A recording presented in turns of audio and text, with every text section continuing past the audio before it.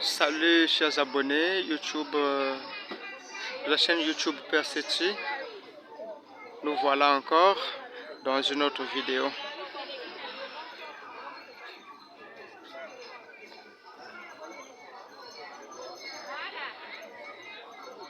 Nous voilà dans la vidéo où nous allons découvrir la paroisse Saint-Benoît de Ngangalingolo.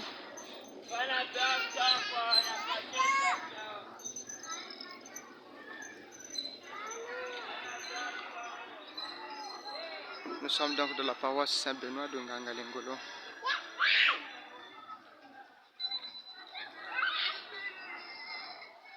Une paroisse semi-ville, semi-campagne.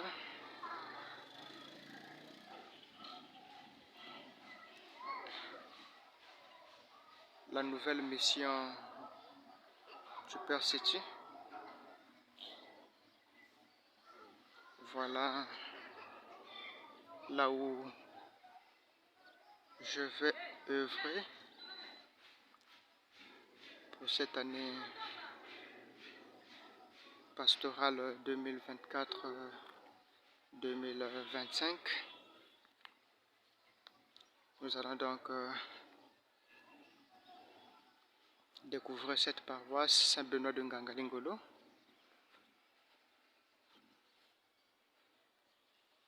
Voilà, là-bas de l'autre côté nous apercevons l'église et nous allons voir un peu la structure ou les structures, quelques structures qui se trouvent. Donc nous venons de là-bas, de l'entrée principale, et voilà. Petit à petit nous nous dirigeons vers l'église et le presbytère. Mais avant d'aller à l'église, nous allons vérifier une structure là à côté. Ensuite aller à la grotte. Et de là, nous allons visiter l'église. Il y a quelque chose qui pourra nous intéresser ici. C'est un peu l'historique.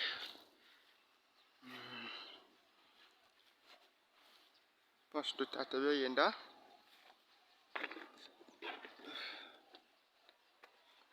Voilà. Donc c'est un peu l'historique de Biayenda. Voilà. Émile Biayenda vit le jour le 22 mars 1927 à Mfikabitungu, un petit Jatakolo qui n'existe plus de nos jours. Ce Jatakolo était sous la dépendance du village Malilabombe, qui est situé au sud-ouest du PCA de Vinza, district de Kindamba, région du Poula, fils de Tata Semo Djangoma et Mama Biyela Biamilongo. Début de scolarité. 1935-1937 à Malilabombe, études à Kindamba. 1937-1942, baptisé le 7 mai 1938 à Kindamba par le père Morvan. Gim Mayila fut son parrain. Première communion le 8 mai de la même année. Confirmation des mains de Monseigneur Biechi. En 1942, Émile se rendit à Bunji pour continuer ses études. 26 février 1944, à Fort-Roussé, actuel Owando, Émile fut parmi les heureux gagnants. 1944-1950 au petit séminaire Saint-Paul de Mbamou. 1950 à 1958, grand séminaire Liberman de Brazzaville. Il devient sous-diacre le 6 novembre 1957, diacre le 23 février 1958, prêtre le 26 octobre 1958 à la cathédrale Sacré-Cœur par son Excellence Monseigneur Bernard, archevêque de Brazzaville.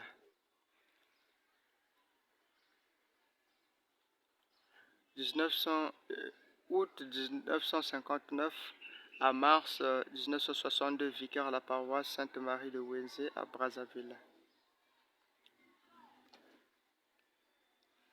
Mars 1962, juillet 1965, il fut responsable diocésain de la Légion de Marie. En 1965, l'abbé Émile Biayenda est arrêté et torturé en compagnie du père Rebours Spiritain. Voilà quelques questions historiques, dans quelques images, j'allais dire, historiques. Ici aussi, il y a quelques dates importantes de la vie du bon cardinal Émile Biayenda. Donc, octobre 1965, il se rendit en Europe pour y compléter ses études supérieures, licence en théologie, un diplôme en sociologie et un doctorat en sciences sociales. Rentré à Brazzaville, il fut nommé vicaire à Saint-Esprit de Mongali. Le 18 février 1970, vicaire épiscopal. Le 7 mars 1970, Émile Biayenda est nommé évêque, coadjuteur de Monseigneur Théophile Mbemba avec droit de succession. Le 17 mai 1970, il est sacré à Rome par Monseigneur Pignedoli, secrétaire de la congrégation romaine pour l'évangélisation des peuples. Le 4 juin 1971, Monseigneur Émile Biayenda, archevêque de Brazzaville. Le 5 mars 1973, Monseigneur Biayenda est créé cardinal par le pape Paul VI. Le cardinal Émile Biayenda, archevêque de Brazzaville, a été enlevé et assassiné dans la nuit du mardi 22 au 23 mars 1977. Voilà, nous poursuivons avec l'historique, petite histoire de Biayenda, prière. Donc ça c'est la prière pour la cause du cardinal Émile Biayenda, pour ceux peut-être qui ne la connaissent pas. Seigneur Dieu, notre Père, qui a révélé aux hommes par ton Fils Jésus-Christ les voies du royaume des cieux et de l'éternité bienheureuse, accorde à ton serviteur, le cardinal Émile Biayenda, la grâce d'être glorifié parmi tes élus du ciel, lui qui par ses vertus et le sacrifice de sa vie a témoigné sur terre du véritable amour de Dieu et du prochain. Par Jésus-Christ notre Seigneur. Amen. Voilà une photo du bon cardinal. Et là, c'est la parole du cardinal Émile Biayenda. Voilà. À tous nos frères croyants du nord, du centre et du sud, nous demandons beaucoup de calme, de fraternité et de confiance en Dieu, Père de toute race et de toute tribu, afin qu'aucun geste déraisonnable ne puisse compromettre un climat de paix que nous souhaitons tous. Dernier message du cardinal Byayinda, adressé à tous les chrétiens en tant que président du Conseil écuménique des Églises chrétiennes du Congo et signé par les membres du dit Conseil le 22 mars 1977. L'unité vraie, c'est l'unité de cœur, l'unité des esprits. L'essentiel pour l'unité, c'est de reconnaître le bien que les autres sont capables de faire. Le chrétien doit être le champion de l'unité parmi les hommes, parce qu'il n'a qu'un commandement, celui d'aimer l'autre.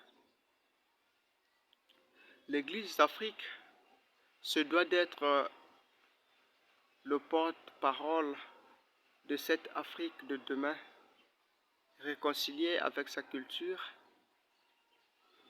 arc-boutée sur ses paysans, entraînée par sa jeunesse. C'est pourquoi elle ne doit pas se compromettre avec les puissants du jour, quel que soit le régime politique en place, mais rappeler sans cesse l'éminente dignité du peuple qui est pauvre, sa place dans la société, son droit à la vie et au développement. Voilà. Encore. La prière d'intercession pour le cardinal Émile Byayinda. Seigneur Jésus, tu nous avais donné comme pasteur de ton Église le bon cardinal Émile Byayinda. Par ses vertus, il était notre modèle et notre joie. Par sa foi, il était le chemin qui nous conduit au Père. Par son sang répandu, tu l'as rendu semblable à toi, victime innocente, mourant sur la croix. Seigneur Jésus, par le sacrifice du bon cardinal, accorde-nous les grâces que nous te demandons avec confiance. Donc voilà, c'est un sanctuaire dédié au bon cardinal Émile Byayinda qui est en pleine construction ici à la paroisse Saint-Benoît de Ngangalingolo. Voilà. Donc nous allons prendre un peu le panorama de ce sanctuaire dans son ensemble. Voilà comment se constitue, comment se veut ce sanctuaire qui est en construction. Un sanctuaire dédié au bon cardinal Émile Byayinda, ici à la paroisse Saint-Benoît de Ngangalingolo. Voilà. Ça, c'est un espace qui est réservé pour des célébrations, disons, de grandes célébrations qui peuvent se faire dehors.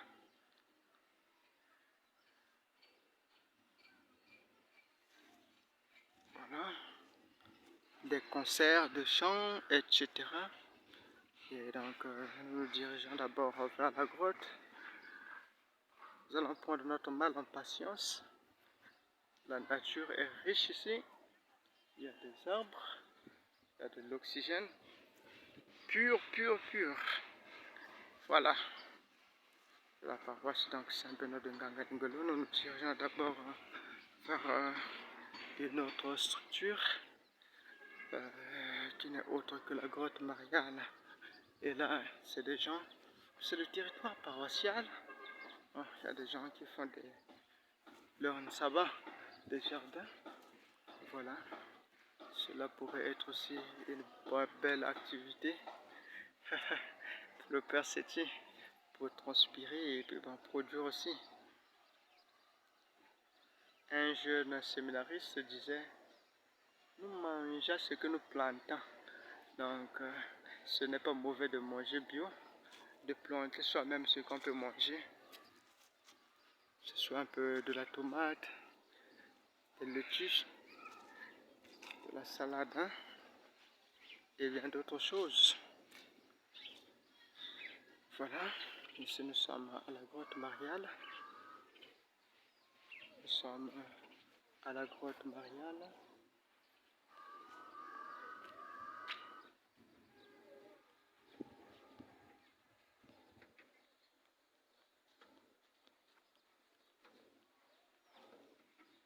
Grotte Notre-Dame du Saint-Sacrement.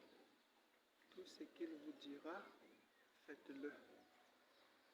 La grotte Mariale de la paroisse Saint-Bernard de Ngangalingola. Nous allons reculer un peu pour prendre un peu la grotte dans son ensemble, essayer d'encadrer. Voilà la grotte. Et voilà l'étendue. Voilà la richesse de cette paroisse. Voilà d'où nous venons. Saint-Théophile. Et là, nous avons l'église. La vue du derrière. L'église. La vue du derrière de l'église. Nous avançons encore un peu vers la grotte Mariale. Voilà.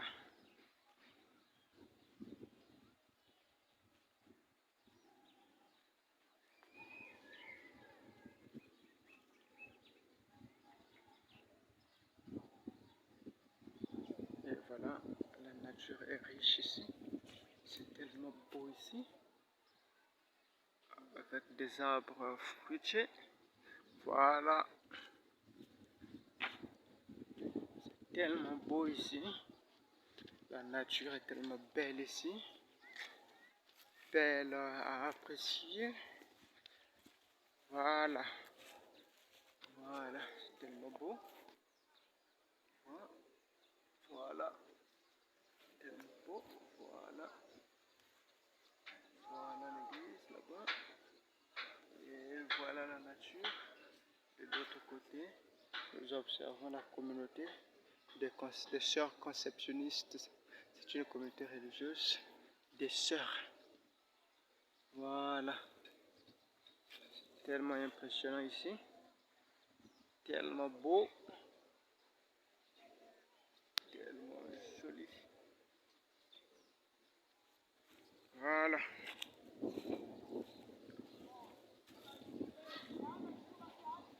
C'est le coucher du soleil.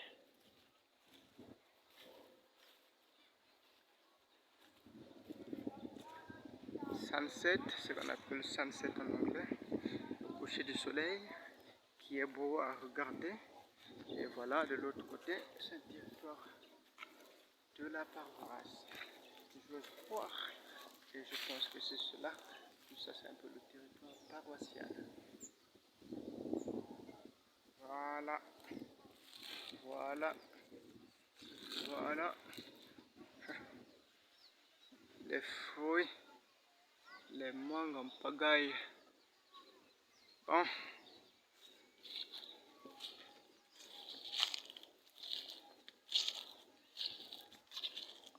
Oh là là, c'est beau. Voilà. Le fruit de la terre.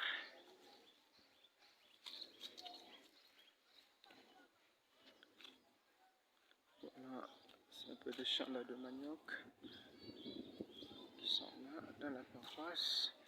Et là-bas, c'est la communauté. C'est la communauté. C'est la communauté religieuse des conceptionnistes. Il y a une école là-bas. Une école là-bas. Voilà. Voilà. Voilà encore la vue. Ah là là. Que c'est beau. De l'autre côté. Là-bas, la maison jaune là-bas, c'est le presbytère. Et de loin, nous apercevons le Père Richard.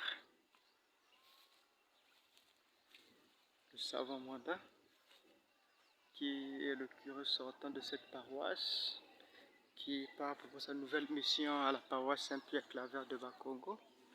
Voilà. Voilà. Et donc nous sommes de la nouvelle équipe qui va travailler ici cette année pastorale 2024-2025. Voilà. Voilà. Donc là-bas, c'est la sacristie. La sacristie.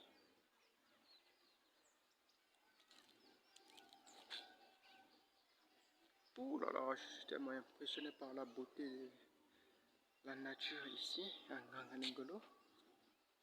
Donc, de l'autre côté, nous allons avancer un peu chez les sœurs.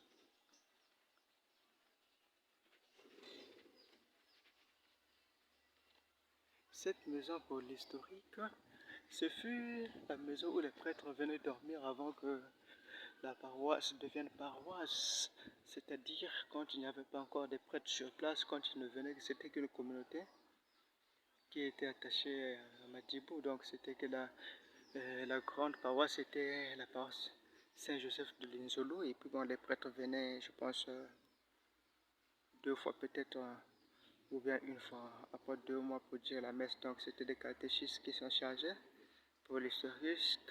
Alors c'est ici que le prêtre qui venait célébrer la messe dormait dans toute l'humilité, dans toute la modestie, pour la mission, pour la gloire de Dieu, et pour le salut des hommes. Voilà les sacrifices que nous, hommes de Dieu, faisons pour que l'évangile soit répandu, que l'évangile soit répandu aux extrémités de la terre. Voilà. Voilà. Voilà une maison toute simple.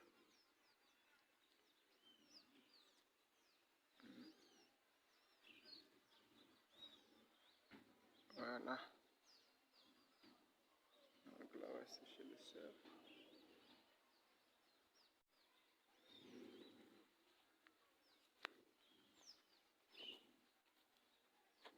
Voilà, très bien fait. La canalisation est très bien faite pour permettre que l'eau passe bien jusque là où ça doit aller. Voilà, beaucoup d'arbres fruitiers, des manguiers. Oh là là. Et voilà l'église.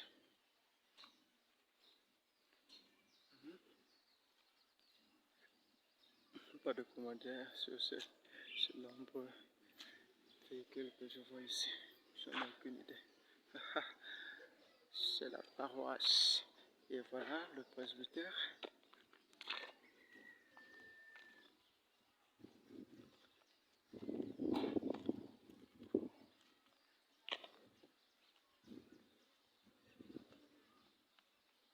C'est tellement mignon à l'intérieur là-bas. C'est tellement beau, mais bon, pour notre intimité, pour l'intimité de notre communauté, je n'entre pas dedans. Mais c'est tellement beau, je vous assure. Voilà l'église Saint-Benoît de Ngangalingolo. Nous allons entrer à l'intérieur pour voir comment elle est à l'intérieur.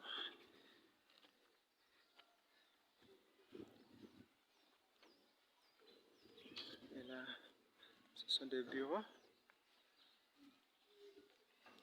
C'est la cloche là-bas. C'est la cloche là-bas.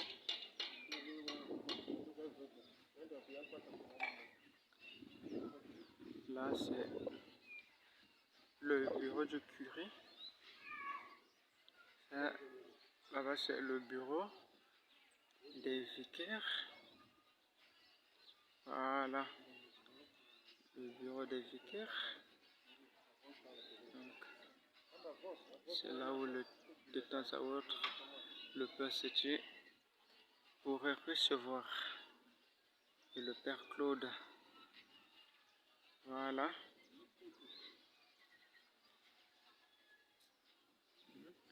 Donc, là-bas de l'autre côté, ce que nous apercevons, c'est le sanctuaire que nous avions visité en premier. Hein? Voilà.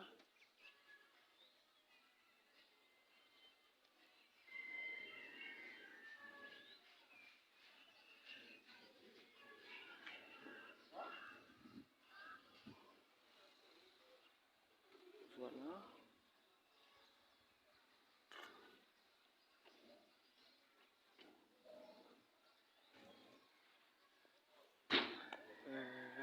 Quelque chose de très intéressant. Hein? La porte centrale est appelée la porte de la miséricorde.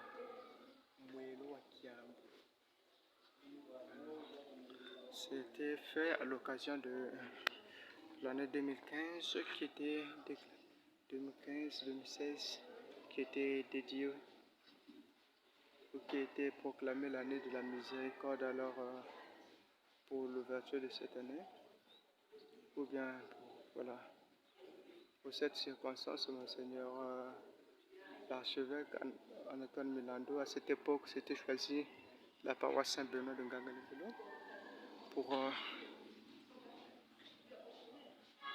dédier cette année miséricordieux comme le Père. Dieu sait faire les choses, voilà.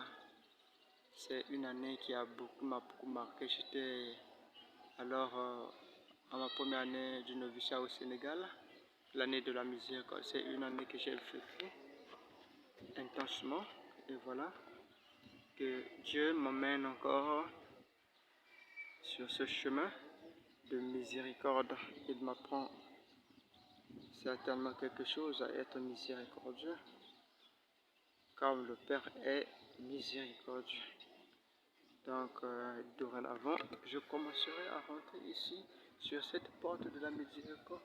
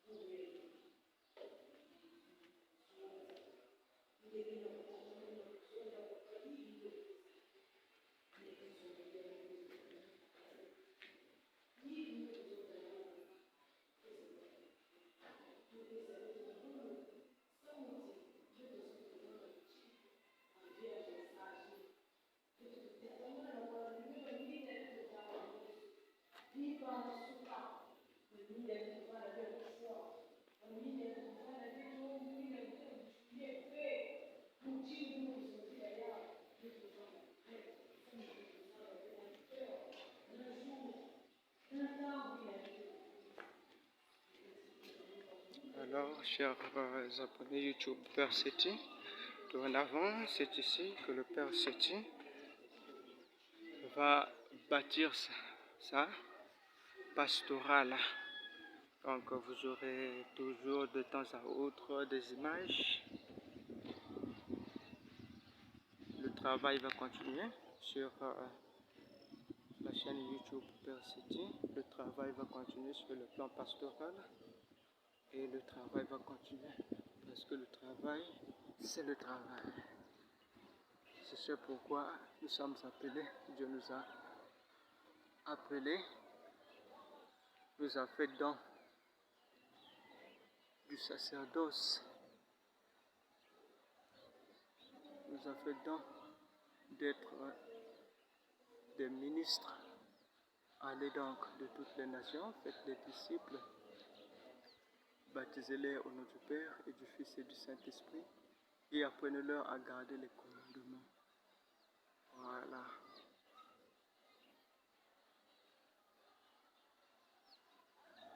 Donc c'est la paroisse Saint-Benoît de Ngangalingolo, en République du Congo, à Brazzaville. Voilà. Avant c'était la porte d'entrée, et puis Père à son âme, le Père Thomas, à son époque comme curé, avait en 2002,